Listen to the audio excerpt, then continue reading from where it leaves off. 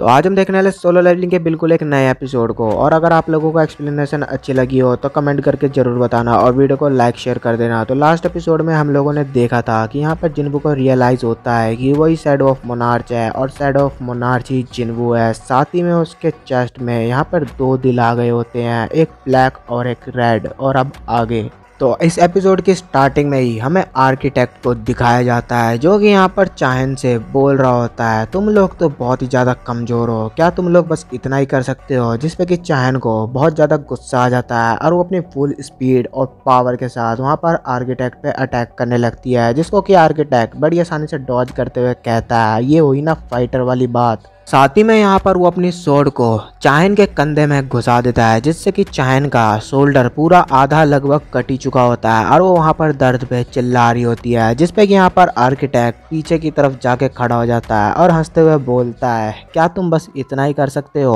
और मुझे तुमसे उम्मीद भी क्या होनी चाहिए, आखिर तुम हो तो बेकार इंसान ही ना, तुम तो बस डिसअपॉइंट करना ही जानते हो। और उसकी ये बात सुनकर यहाँ पे मिस्टर चोई चोंग और मिस्टर वू को बहुत ज़्यादा ही गुस्सा आने लगता है और वो लोग उसे घूर कर देखने लगते हैं। जिस पे कि यहाँ पर आर्किटेक्ट अपनी बात को कंटिन्यू करते हुए कहता है मैंने जो सिस्टम बनाया था वो वहाँ पर प्रिडिक्ट कर सकता है कि तुम लोग क्या करने वाले और क्या सोच रहे हो, तो तुम्हारे सारे अटैम्प्ट्स मेरे आगे बहुत ही ज़्यादा बेकार है और तुम्हारी हालत देखकर तो लगता है तुम अब कुछ भी नहीं कर सकते हो। और तभी यहाँ पर अचानक चोई चोंग यहाँ पर आर्किटेक्ट के फेस पर अपने फायर से अटैक करते हैं, मगर उसे कुछ ज़्यादा खास होता नहीं है। जिसपे कि चोई चोंग यहाँ पर कहते हैं हमें यहाँ पर जिन्वू को उठाना ही होगा, हमारे पास कोई और रास्ता नहीं है वरना हम सब यहीं पर मारे जाएंगे। और यहाँ पर चाहेन वो बहुत ज़्यादा इंजर्ड होती है, लेकिन फिर भी वो यहाँ पर जिन्वू की तरफ भाग रही होती है उसे उठाने के लिए। मगर तभी अचानक चाहेन के पीछे वहाँ पर आर्किटेक्ट आ जाता है और जैसे ही वो अटैक करने के लिए जाता है चाहेन यहाँ पर उसे डॉज कर लेती है और यहाँ पर आर्किटेक्ट नीचे गिर जाता है और नीचे गिरे हुए सोचता है उसने मेरे को डॉज कर लिया, इतना बुरा भी नहीं था। लेकिन एक चीज़ देखकर वो बहुत ही ज़्यादा शॉक हो जाता है।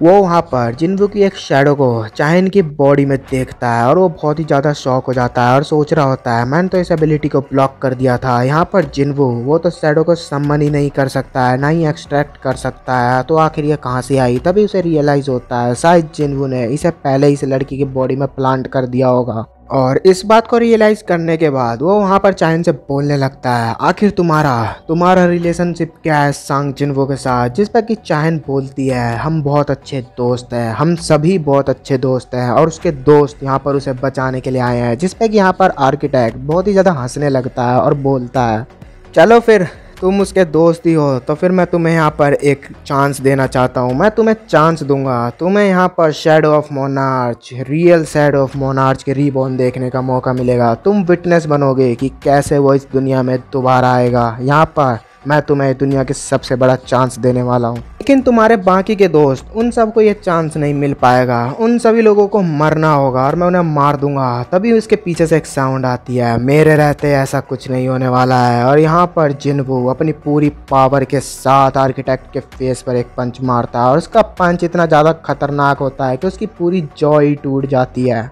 और यहाँ पे जिन्वू के पंच की पावर तो आप इस पिक को देखकर समझ ही गए होंगे। और यहाँ पर जिन्वू उससे चिल्लाते हुए पूछता है आखिर तुमने मेरी बॉडी के साथ क्या किया है, बताओ मुझे तुमने क्या किया है। और यहाँ पर जिन्वू के राइट साइड पे एक डार्क कलर की शैडो चमक रही होती है और ये कुछ और नहीं बल्कि ब्लैक हार्ट होता है, जिसको देखकर चोई चोंग और मिस्टर वू बहुत ज़्यादा हैरान होते हैं। और यहाँ पर जिन्वू आर्किटेक्ट के मुँह पर अपने पैरों को रखकर खड़ा हुआ होता है और आर्किटेक्ट यहाँ पर उसे देखकर बहुत ही ज़्यादा घबराया हुआ था, अपने टूटे हुए चेहरे के साथ बोल रहा होता है आखिर तुम कौन हो, तुम मेरे किंग नहीं हो सकते, तुम शैडो ऑफ मोनार्च नहीं हो, आखिर तुम यहाँ क्या कर रहे हो, तुम अपने दिमाग को कैसे अपनी बॉडी को कैसे कंट्रोल कर पा रहे हो जबकि तुम्हारे अंदर ब्लैक हार्ट ग्लो कर रहा है, तुम्हें यहाँ नहीं होना चाहिए था। और यहाँ पर जिन्वू मनी मन सोच रहा होता है क्या एक ब्लैक हार्ट, अच्छा तो ये यहाँ पर क्रेजी पावर और ख़तरनाक माना जो महसूस हो रही है वो मुझे इसी की वजह से मिल रही है। तभी उसके सामने एक विंडो ओपन होती है और उसे बोला जाता है तुमने the demon king Baron the monarch of white flame को मार दिया है, इसलिए यहाँ पर उसे 1 लाख माना मिली होती है। जिन्वू वहाँ पर उस माना को देखकर कहता है, क्या ब्लैक हार्ट? और आज से पहले तो मुझे कभी 1 लाख माना नहीं मिली है। साथ ही में यहाँ पर वो सोच रहा होता है ये जो मैं अभी यहाँ पर हूँ ये बिल्कुल भी इसके प्लान में नहीं होगा। तभी यहाँ पर वो आर्किटेक्ट से दोबारा पूछता है, मेरे को अपने सारे सवालों के जवाब नहीं मिले हैं। आखिर तुमने मेरे बॉडी के साथ क्या किया है? तुमने मुझसे कहा था कि तुम मेरी बॉडी को एज अ वेजल यूज नहीं करना चाहते थे, तो आखिर फिर कौन था जिसने मेरे को प्लेयर के रूप में सिलेक्ट किया था? जल्दी बताओ मुझे कौन था वो। तभी यहाँ पर आर्किटेक्ट कहता है, ऐसा बिना उसकी मर्जी के नहीं हो सकता है। तभी यहाँ पर वो चिल्लाते हुए बोलता है, ऐशबोर्न, आखिर तुमने हमारे साथ क्या किया? ऐसा क्यों किया तुमने हमारे साथ? तुम्हें क्या लगता है जब बाकी मोनार्चों को इसके बारे में पता चलेगा तो वो तुम ऐसे ही छोड़ देंगे? वो तुम्हारे पीछे नहीं आएंगे? और वो ऐशबोर्न वहाँ पे कोई जवाब नहीं देता है। उसके बजाय जिन्वू यहाँ पर उसके ऊपर सारे डैगर को इकट्ठा कर देता है और कहता है, तुम मेरे जवाब दो, मेरे सवालों का जवाब दो तुम। मगर यहाँ पर आर्किटेक्ट हंसते हुए बोलता है, अच्छा तभी उसने तुम्हें as a vessel as a player select किया था। और यहाँ पर वो जो मूर्तियाँ जो कि यहाँ पर सॉन्ग प्ले किया करती थी वो पहले नहीं हिल रही थी, लेकिन वो भी हिलने लगती हैं और अब जिन्वू की तरफ बढ़ने लगती है। जिस पे कि आर्किटेक्ट बोलता है, तुम्हें क्या लगता है तुम मुझे मार दोगे तो ये सब खत्म हो जाएगा?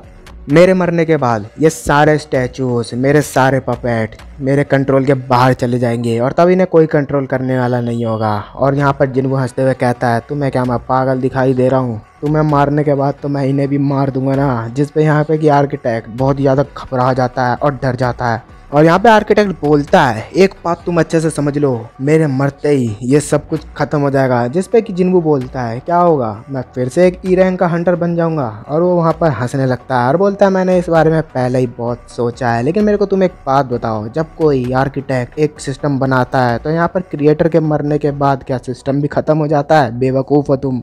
और यहाँ पर आर्किटेक्ट को अच्छे से सारी बात समझ में आ जाती है जिन्वू क्या बोलने की कोशिश कर रहा है। जिस पे वो कहता है, अगर ऐसा है तो फिर मैं मैन्युअली इसे डिलीट कर दूंगा। और वहाँ पर जिन्वू के सिस्टम के साथ छेड़खानी करने लगता है, जिस पे कि वो ऐसा कर नहीं पा रहा होता है। बार बार सिस्टम उसके यहाँ पर एक्सेस को डिनाई कर रहा होता है, क्योंकि जिन्वू ने यहाँ पर उससे उसके एक्सेस को छीन लिया होता है। और यहाँ पर वो चिल्लाते हुए कहता है, आखिर ऐसा नहीं हो सकता है, ऐसा कैसे हो सकता है? तुमने आखिर मेरे से मेरा एक्सेस कैसे छीन लिया? जिस पर कि जिन्वू बोलता है, मैंने एक बार सोचा था ये सिस्टम मेरे को कंट्रोल कर रहा है तो एक दिन मैं इसे निगल जाऊंगा, और मैं इसे निगल चुका हूँ। जिस पे कि आर्किटेक्ट बहुत ज़्यादा परेशान हो जाता है और कहता है, तुम ऐसा नहीं कर सकते हो, ये तो किसी के बस की बात नहीं है, कोई प्लेयर ऐसा नहीं कर सकता है। और यहाँ पर जिन्वू उसकी बात बिना सुने ही उसके ऊपर अपने डैगर से अटैक करने लगता है।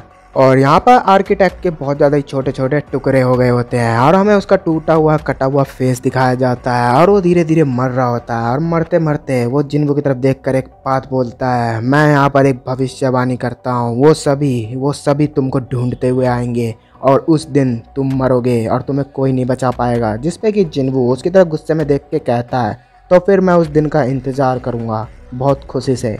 सीन शिफ्ट होता है और हमें टेंजन के बाहर का सीन दिखाया जाता है, जहाँ पर कि वो सारे नॉर्मल ए रैंक और बी रैंक के हंटर होते हैं और वो सोच रहे होते हैं, बहुत ज़्यादा परेशान होते हैं, बोल रहे होते हैं आपस में, अगर हम अंदर होते तो पक्का अभी तक तो हमारा काम ख़त्म हो चुका होता है। तभी हमें गेट की तरफ दिखाया जाता है, वहाँ से सारे हंटर बाहर आ रहे होते हैं एक एक करके। यहाँ पे मिस्टर वू और चोई चोंग की हालत बहुत ख़राब होती है, लेकिन चाहिन की हालत तो इतनी ख़राब होती है कि वो अपने पैरों पर भी नहीं चल पा रही होती है। जिसपे कि वो सारे हंटर सोच रहे होते हैं, ये सभी तो एलाइट रैंक के हंटर है, हंटर गिल्ड के, आखिर इन सब की हालत इतनी ख़राब कैसे हो गई, वो भी एक सी रैंक के टेंजन के अंदर। जिसपे कि मिस्टर वू उनसे आगे कहते हैं, तुम करेज गिल्ड वाले हो ना? तो जिसपे कि वो बोलते हैं, हाँ जी सर। जिसपे कि मिस्टर वू कहते हैं, तो क्या तुमने अपने सीनियर को इन्फॉर्म करा था इस बारे में? जिसपे कि वो बोलते हैं, हाँ जी सर, हमने इन्फॉर्म कर दिया है। तभी यहाँ पर हमें जिन्वू दिखाया जाता है, जो कि वो भी टेंशन से बाहर आ गया होता है और वो सोच रहा होता है, ये रियल आर्किटेक्ट की बॉडी नहीं थी, वो शायद अभी भी कहीं जिंदा होगा। मुझे हालांकि बहुत सारे क्वेश्चन के आंसर मिल गए हैं, लेकिन अभी मेरे को पूरी बात पता नहीं चली है। और यहाँ पे मिस्टर वू सांग जिन्वू के सामने आके उससे बोलते हैं, जिन्वू तुम मुझे एक बात बताओ, क्या तुम्हें सच में ऐसा लगा था तुम इस टेंजन को अकेले क्लियर कर पाओगे? क्योंकि यहाँ पे बहुत सारे एलाइट रैंक के हंटर्स मारे गए हैं। जिस पे कि जिन्वू बोलता है, मैंने उन करेज गिर वालों को बोल दिया था कि वो हंटर एसोसिएशन को इन्फॉर्म करे, लेकिन सच बताऊं तो मुझे लगा नहीं था मेरी मदद के लिए कोई आएगा। और अगर ये लोग मेरी वजह से मरे हैं तो मैं इनका बहुत शुक्रमंद हूँ कि मेरी जान इनके वजह से बची है।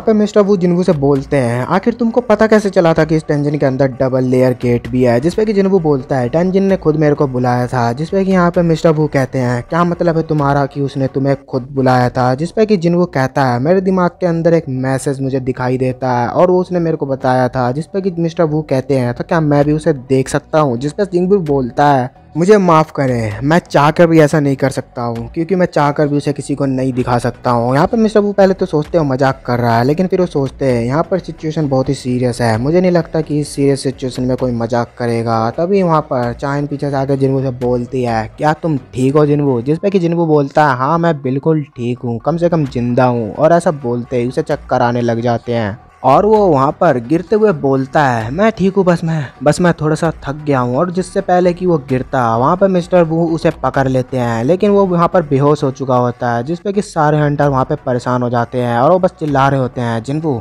जिन्वू क्या तुम ठीक हो? तभी यहाँ पर हमें जापान का सीन दिखाया जाता है, जहाँ पर कि बहुत सारे ट्रक बहुत सारे माना क्रिस्टल को उस गेट के पास लेकर आ रहे होते हैं। और वहीं उसी गेट के पास यूरी भी खड़ा होता है और वो बोल रहा होता है, 2 टन माना क्रिस्टल्स, ये तो बहुत ज़्यादा ही अमेजिंग होने वाला है। और अगर इसके साथ मैंने एक बैरियर बना दिया उसके चारों तरफ, तो मुझे नहीं लगता उसमें से कोई भी मॉन्स्टर निकल पाएगा। तभी उसे वहाँ पर कुछ फील होता है, वो कुछ सेंस करता है और वो बोलता है, मुझे बताओ तुम कौन हो तुम? और वहाँ पर उसके साथ जो खड़ा होता है उसे कुछ भी नहीं दिखाई दे रहा होता है। वो वहाँ पर यूरी से बोलता है, सर आप किससे बात कर रहे हैं? मुझे तो वहाँ पर कोई भी नहीं दिखाई दे रहा है। जिसपे कि यूरी बोलता है, वो तुम्हें दिखाई भी नहीं देगा, और मैंने तुमसे कब बोला कि वो वहाँ पर कोई इंसान खड़ा है? हाँ, और वहाँ पर हमें पता चलता है कि वहाँ पर दूसरी तरफ जिन्वू के डैड खड़े होते हैं। और यहाँ पे जिन्वू के डैड भी बहुत ज़्यादा हैरान हो गए होते हैं और कह रहे होते हैं, मुझे इतना हैरान नहीं होना चाहिए, हालांकि मुझे पता है उसकी पावर कहाँ से आती है, वो भी तो एक नेशन लेवल के हंटर के बराबर ही है। और तभी यहाँ पर हमें वो बड़ा सा गेट दिखाया जाता है और जिन्वू के डैड उसे देखकर कहते हैं, तो आखिरकार ये सब शुरू हो ही गया। और इसी यहीं पर हमारा ये एपिसोड भी एंड होता है। तो मिलते हैं अब सीधा नेक्स्ट एपिसोड में।